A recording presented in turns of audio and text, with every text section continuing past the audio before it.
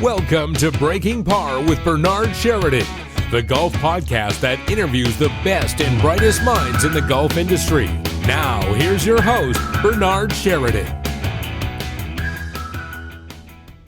Rick, welcome to Breaking Par, and thanks so much for being with us. I know that things have been crazy for you lately. Your product is really taking off, but before we get into that, tell us a little bit about how you started in golf, and then what led you down the road to produce this wonderful product. Hey, Bernard, I appreciate you having me on your show. Been waiting a while to get together with you, so I'm glad that we finally got to do this. My life started off, I grew up in New England and was a sports kid and played a lot of hockey in the Bobby Orr era, actually, I come from Natick, Mass. Doug Flutie was on my Babe Ruth team back when I was a kid. And I have to say, golf wasn't my number one love when I was young. I was a hockey player and baseball and other sports. But I got the slap shot down when I was a kid. So I learned, a slap shot is so much grip, handle before the stick, head concept that you're de-lofting the stick to actually strike the puck and keep it low. So golf was always, whenever I went to a driving range or hit balls as a kid, I could hit a ball pretty far. I was never on a golf course. That was part of it. So I was just like, what's the big deal about golf? Joined the Army, was over in Europe, just getting, having a few beers and playing golf. Wasn't a serious golfer. Happened to, I think, I really feel like God stepped in where a guy walked past me one day and I'm holding my club, thumb on the right side, back in the grip. And he says, "Hey, Marcy, that thumb needs to go over the other side of that grip." And I went, oh. And this guy, if he wasn't a good golfer, I probably never would have heeded to his advice. But this gentleman happened to be an all-Army golfer and had represented inter-service champion. Just the best golfer I've actually seen in my life, personally knew. And so I, put my hand over, because I was power slicing everything with the crazy grip that I had, and immediately changed. I was under a 5 handicap in months by just getting the grip changed so that I could hit the ball straight, because I could always hit down on it properly. Got better and better, started playing, practicing like everybody, playing in tournaments, wound up being Fort Bragg base champion through a TDY orders to represent the base at the Southeastern Military Invitational back in the early 90s. Went to Jacksonville, and I had a friend going to the Golf Academy of America at the time in Orlando, and I went down there to see the school and had never realized there were universities or colleges that were teaching you to be a club pro. And so as soon as I saw that, I knew this was my destiny to be a golf professional. As a teacher, went to the academy through help from my grandparents and, met a guy at the mall on Cape Cod and got a job offer in Germany. Wasn't married and went to Germany by myself, head pro, new club, and opened the place and just picked up German over the years as time went along. And through my teaching and seeing people hitting the ground before the ball so often, low point, too soon, lifting up too soon, trying to help the ball upward like tennis or volleyball. We were ingrained to think that upward attack angle creates flight and not, it makes no sense for somebody to hit down to make up, you know what I mean? So that's what started the concept of watching people. I did a lot of indoor training. I had a mat that had X's and lines on it, so I could see on the grid sort of where they were hitting the line, 6 inches before where the ball was. And they were like, no, that can't be true. This was right at the time when video cameras were available. You could start to get shutter speeds to actually see a club. Sure. And through that, met a student who was involved in the mold making, business that makes, molds for plastic parts and things. Went to a company, had an animation of a concept of, when you swung, you could light where the club brushed the grass.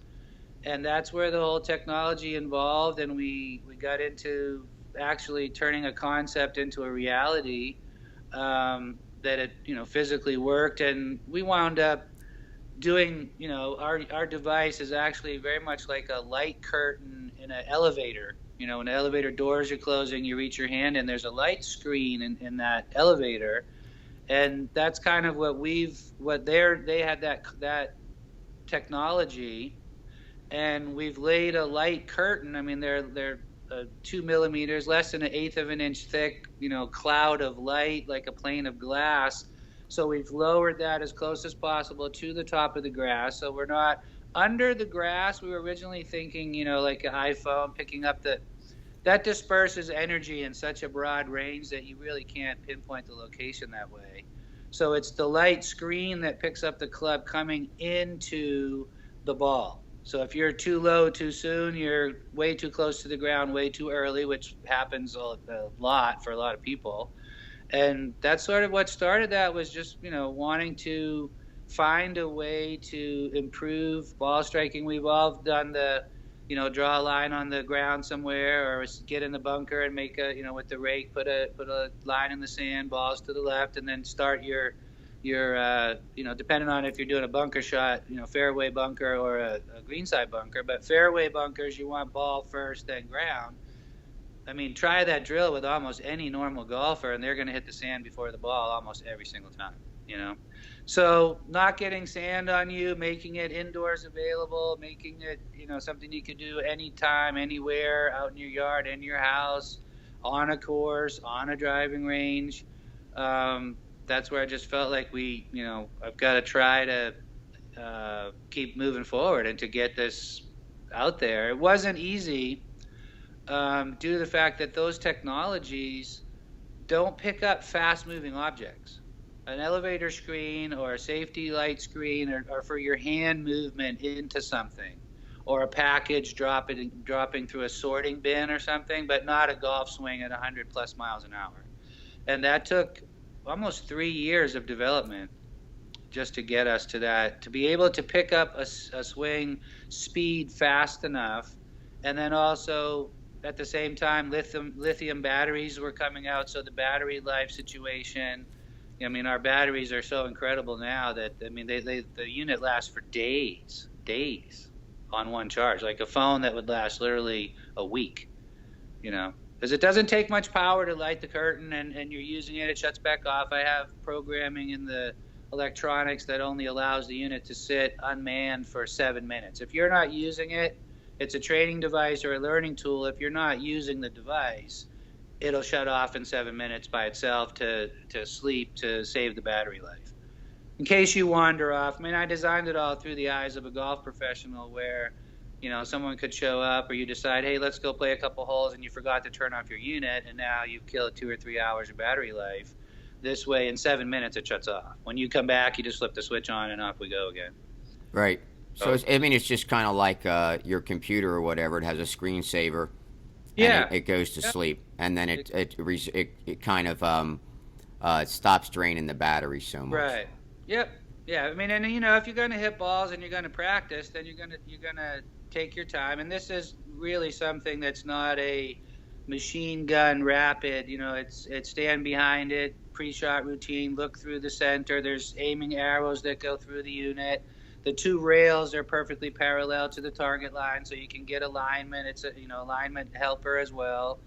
Ball positioning, that's why we're using professionals. We want professionals out there teaching with it and showing people how to use it, because you could obviously stand with your ball position in relation to your stance all over the place. So Sure. We want guidance with that. But once you're set up, also your swing plane, because of it having I don't want to say narrow, but it's 10 inches wide, the hitting area, you can only come so crazy outside in or inside out, or you'd hit it. Right, because you would hit the inside. You would hit the product itself, Yeah, as opposed to just the turf.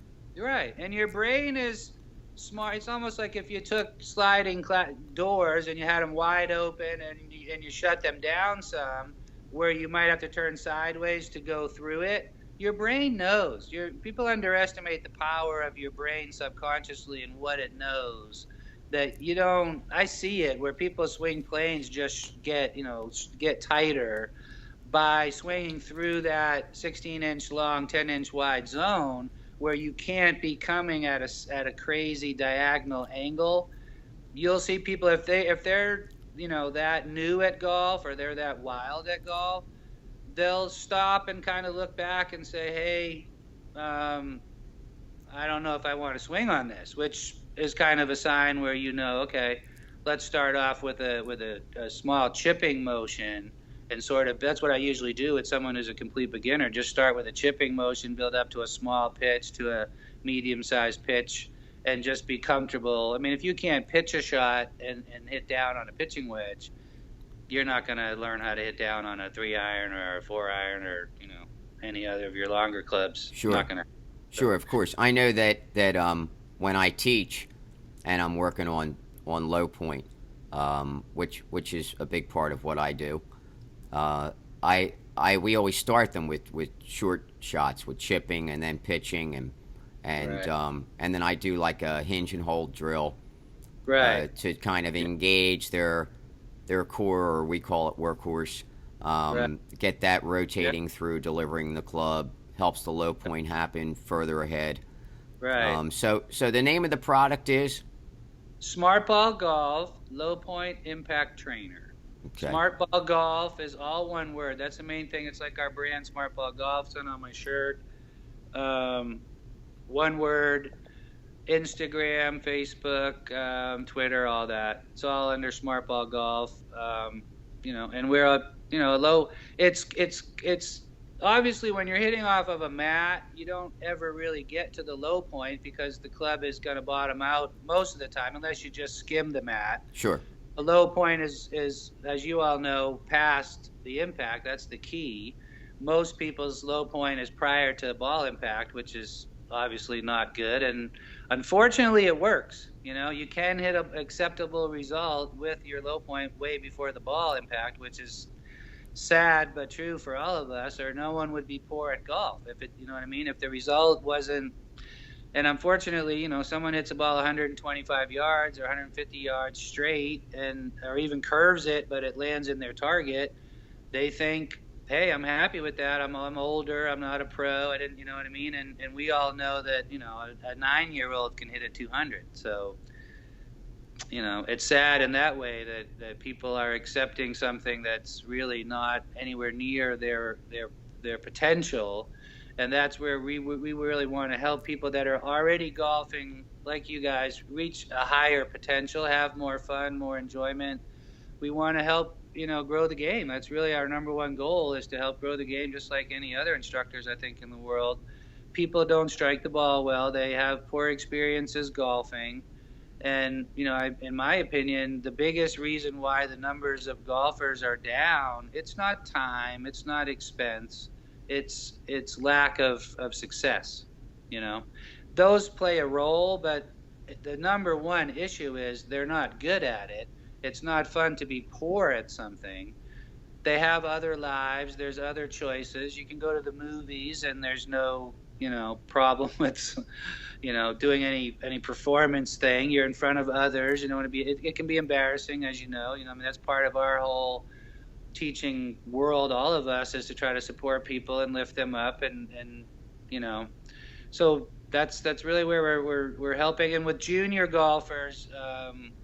Really, really easy to get a junior golfer to change from lighting a bunch of red lights to almost no, all the red's gone, most of the yellow's gone, and down to maybe a couple yellows and all greens, and striking the ball. You can just hear they're striking the ball perfect, and they feel it. You know what I mean? They know that their impact has improved for sure, and you don't really have to say anything. Just look, whatever you start with, try to reduce that light pattern more towards the after the ball, and the impact improves. It just does. Yeah, And can we take a look at it? I know that for our listeners, they won't be able to see it, but that are listening to it on iTunes or Stitcher Sure. Radio, all those things. But I know that the video portion that we put on the YouTube channel, people can go to that and actually see the product. Sure. Well, here's the unit. I don't know why you can see it here. I'm just kind of running my hands across. You can see where the light screen is. So if you're too early, you're in the red and the yellow zone over here. And we're looking to come down and be brushing the left half of the unit and not so much the right half. People are hitting the plastic coming into the ball. This is all unbreakable plastic. It just bounces off. But some people are clipping the front coming in. That's 7.5 inches before where the ball is. So you just put the ball here where the lights blink quickly, the lights shut off, and then when you swing through, it just lights where you brush the ground. So if you're coming down towards the ball, coming into the ball, it lights the green lights, and the earlier and earlier you are, the more you're into the red and the yellow lights over on this side. Now, does it see? Now, you were mentioning that it sees the club above the ground or above the grass. So there's that sensor is on the side there, that little line that you're pointing at right now. That's where it's seeing it. Straight across, creating a beam of light all the way around the whole unit, like an elevator screen. The whole area is covered. Wherever I touch, if you see here, wherever I touch my hand, it's in the beam here, Yes. wherever I'm at. So wherever you're in that beam, it's there. I'm just barely off the ground. It's like tickling my fingers. It's so close to the top coming down. That's why if you see where the ball sits in relation to the lights here, yes, it's forward in the greens a little bit because you're coming still downward as you strike the ball. So I've offset the ball into the screen a bit to offset the fact that you're still in the air before you catch the grass. Understood. Sure. You know what I mean? That makes sense. To make it more accurate, we've pushed the ball a little bit more forward so that you're coming downward into the shot. And it depends on the shot you're trying to do. We're not telling anyone that all green lights is the goal all the time, but if you're striking a solid iron shot, a 7-iron or less, anything lower, tour players are lighting all greens every time.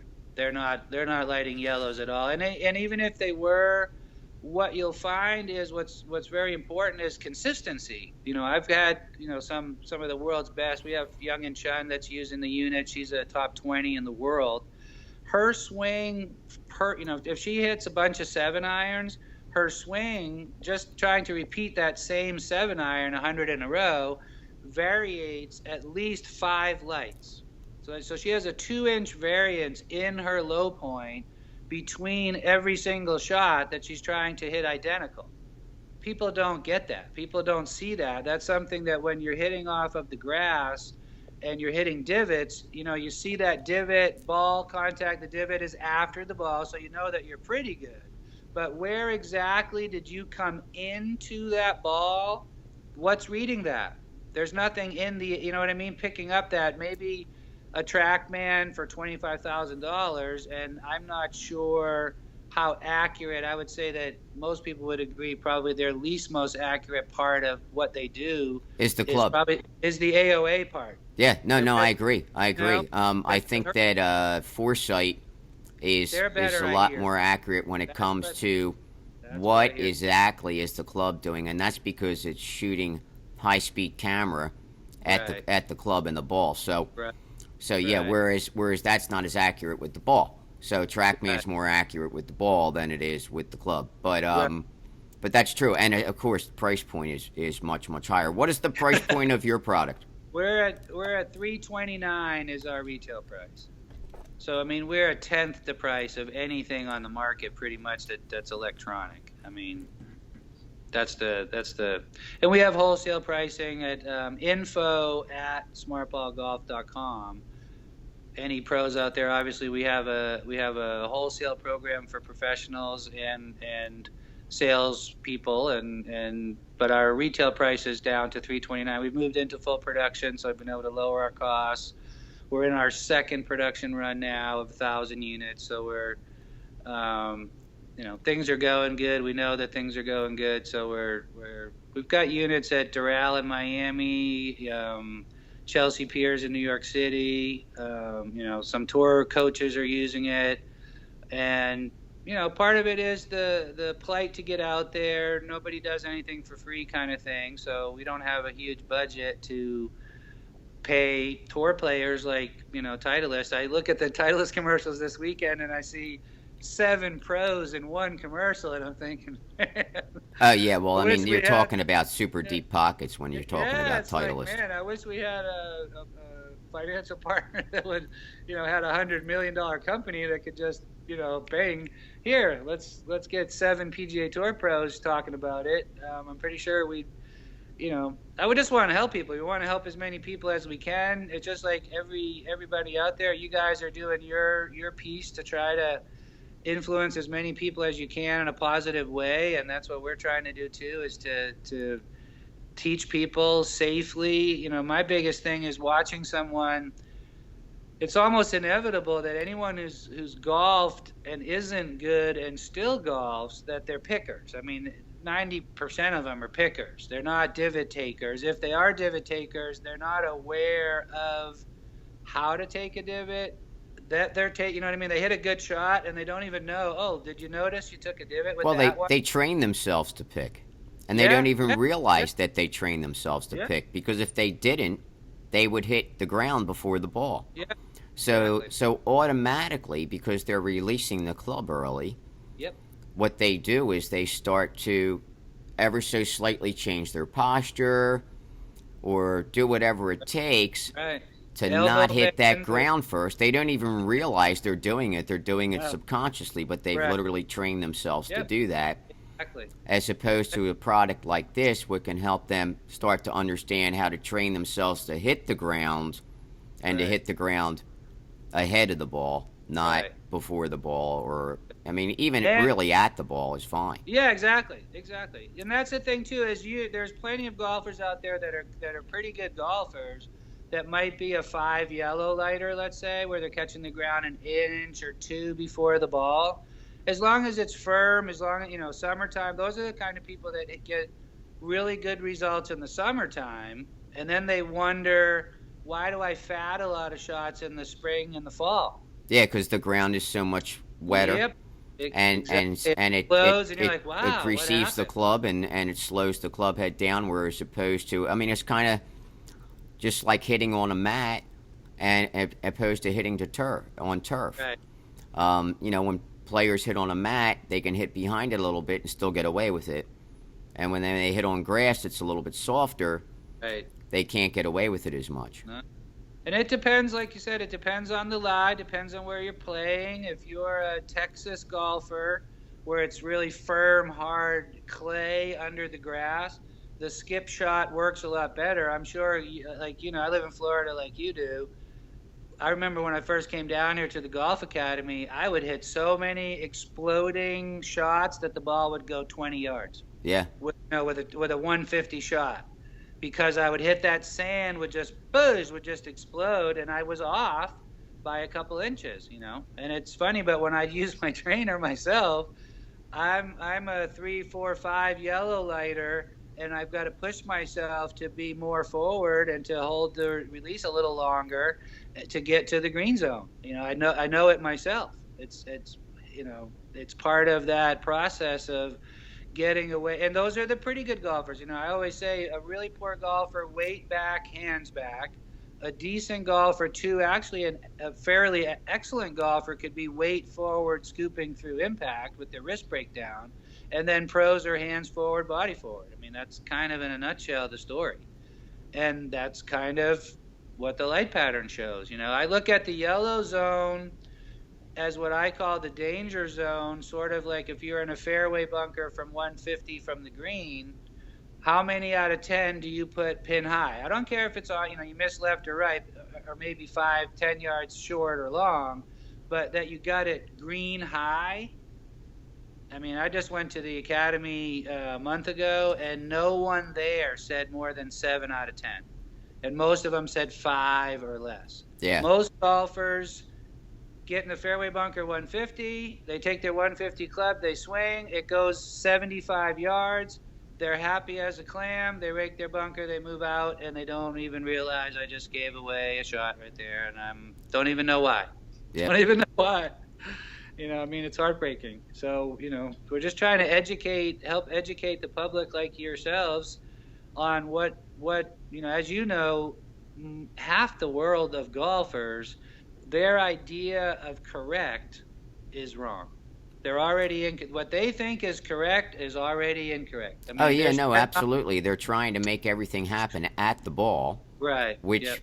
which basically makes everything happen too soon. Right. Yeah. And then they think hit down on it, as opposed to really through it with the club moving downward. Right. There's a lot of ways to misunderstand. Golf is very much easily misunderstood. Right. Right. I mean, I think it's kind of like men and women. I agree. You know, I mean, we both kind of misunderstand each other. Yeah. It's not that we don't want to understand each other, but it's just it's kind of a total different look at things, and I think that once you start to understand and feel what has to happen, and even then, there's still that ball bound factor that's built in, unless you're maybe a junior who really hasn't played and is starting this game and is using a product like your own, so that they start to feel what's correct. Now all of a sudden, they're not even thinking about the ball. They're just thinking about swinging through and hitting the turf in front of it.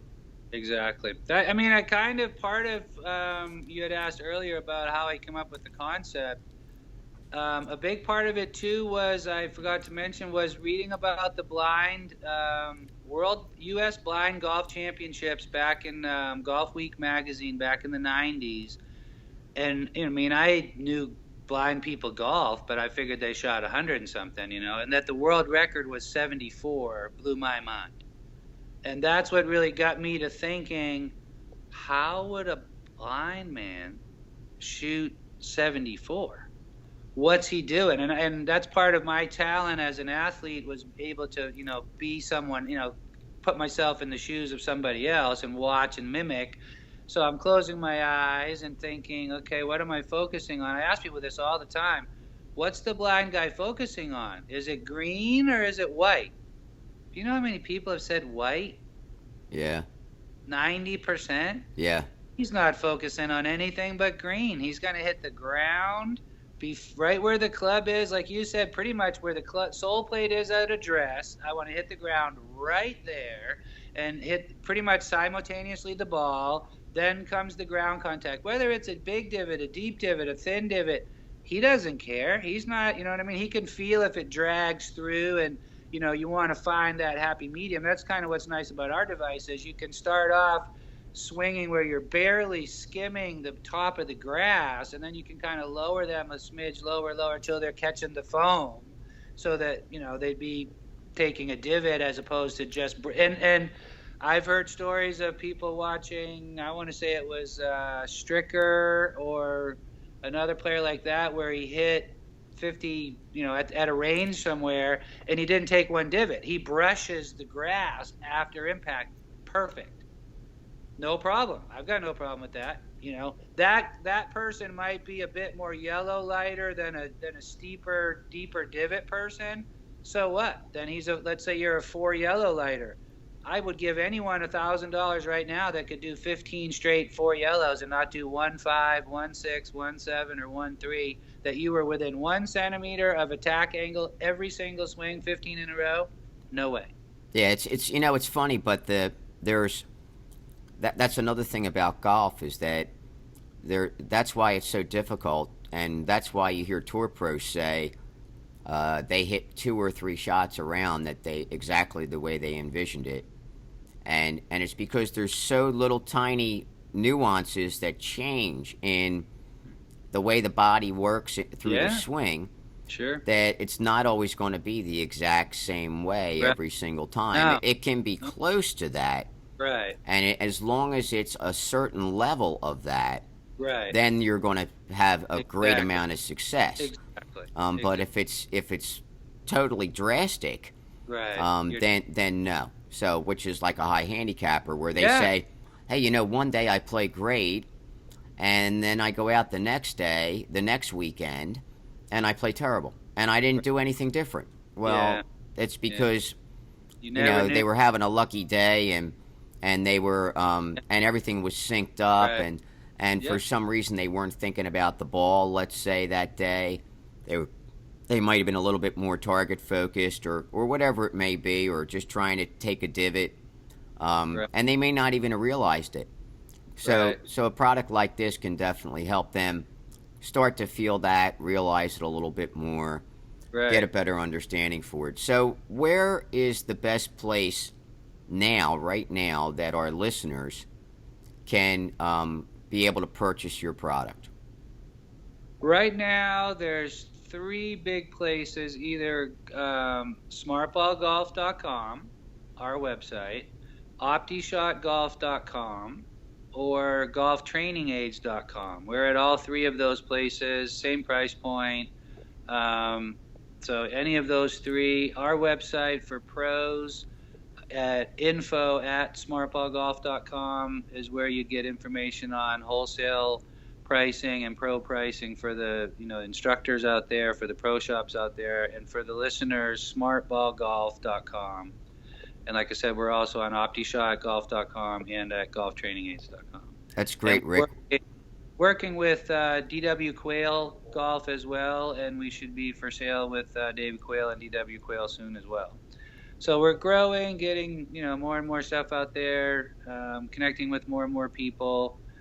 Just trying to keep the ball rolling and keep people aware and trying to help them, like you said, find that place where they need to be, that's in a safety. What's so good about it is, like you were saying, you can do it at your house. You don't need balls. You can just swing off of the unit without a ball. You can use foam balls in your house and shoot balls off the wall with just foam. Callaway makes a really good foam ball, or wiffle balls or almost golf balls if you have a yard.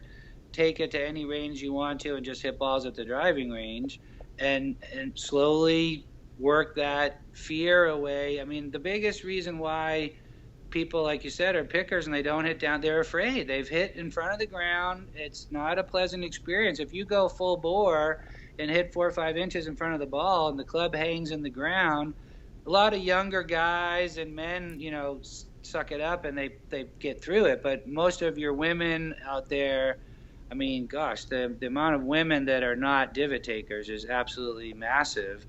And also, we're for sure helping reduce injuries, because you're pretty much forced to turn and twist your body weight and shift your body weight into the ball to light the green half.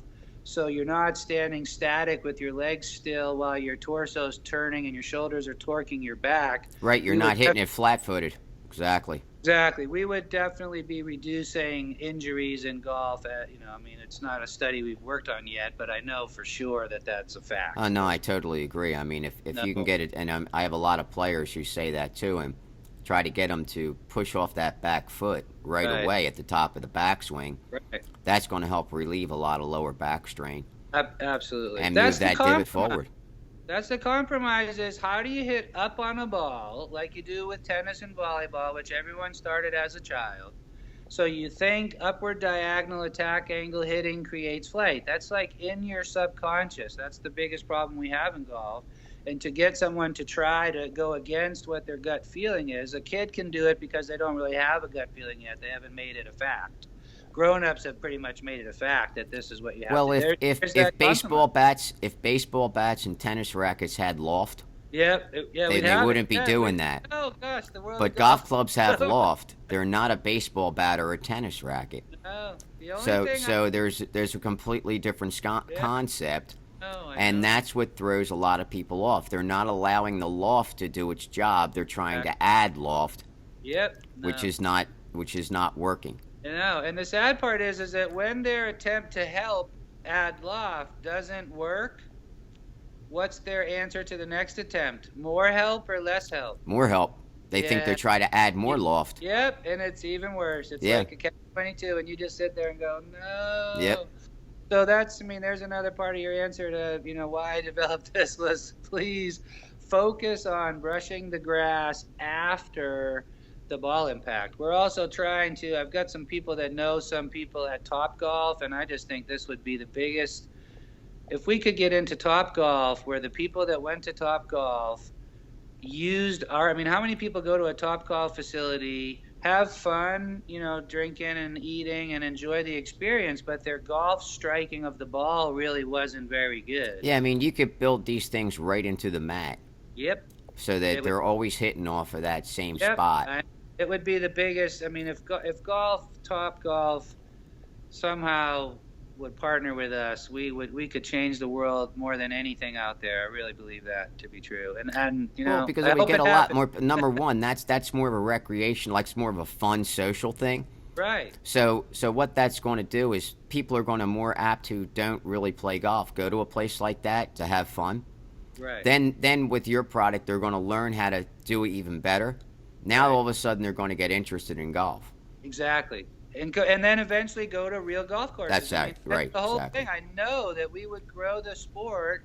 I don't know of any other simplistic device in the world that would work as successfully as we could to grow the sport. They would come back to Topgolf again. And once wow, I can hit the ball pretty good. Where would you go? What's your next move? How are you not going to a green grass golf course now and trying out the real game? There's just no way that wouldn't translate into that. I know that. So I'm hoping we've got it in there, and just connected last week with someone who knows someone at Topgolf Management. So I pray that I really feel like Topgolf could be the start of introducing it to the world in a big way, where masses would get at it. That or a big company. I mean, my funding, I put so much of our funding into the development of the product to get it. People don't realize how difficult it is to get a light screen to pick up a 100-mile-an-hour golf swing. They just don't understand how hard that is, and that's really where we need, somebody. We're up against the billionaire companies. We need at least a 10 millionaire company to help us. Well, it'll happen. It'll happen. Slowly but surely, just like the game of golf, slow and steady. Yeah, right. And things start to get better and better and better and better, and the momentum keeps going, and the word gets out, and next thing you know, it's all over the place. Amen to that. I appreciate that. That's what we're looking for. Is appreciate you, having us on and seeing the vision that I see. And there's a lot of pros out there that see it, they get it. And there's a lot of little intangibles that are involved. I mean, I just had Chris Como call me last week, and I've been dying to get one in his hands, and get Tiger. I mean, Tiger didn't have a good week this week, but no. You know what I mean? It's so sad. Even there's another example of just somebody taking advantage of somebody who's obviously on medication. I mean, it's not. It's just so stupid. But still, Tiger Woods Foundation, all he does for golf, all he's done for our sport, he'd be a massive partner for us, obviously, would be another home run. So Jim McClain, any of those people that get the concept, understand what this could be for people. It's at a price point that's affordable for people. I'd even make, people contacted me, I would make a payment plan program for people even, it's like I want to help people. That would be part as we grow. If we could offer 6 easy payments of $59, so, but TV airtime's expensive, commercials are expensive, all that stuff, takes someone to get the vision and to help us or help me to get it out further, and you're somebody who's taken the time to do that, and I bless you for that, and everyone out there that's trying to help us get out there, that's really, we just appreciate want to help that. people enjoy our sport, Bernard, I mean. Yep, and that's all we're trying to do here too. So it's just, right. Spread the word and let people have a lot more fun at the game. So Rick, It was great. We're running out of time, so it was great having you on. And thanks again, and I know that it's a great product, so everybody out there in the listening audience, go to that smartball.com and smartballgolf.com and go take a look at this. So, and until we meet again, Rick, do your best to keep it in the short grass. You too. And take care. Thanks, Bernard. You've been listening to Breaking Par with your host, Bernard Sheridan. Follow us on Twitter @Breaking Par and on Facebook at Par Breakers Golf Academy. Until next week, try to keep it on the short grass.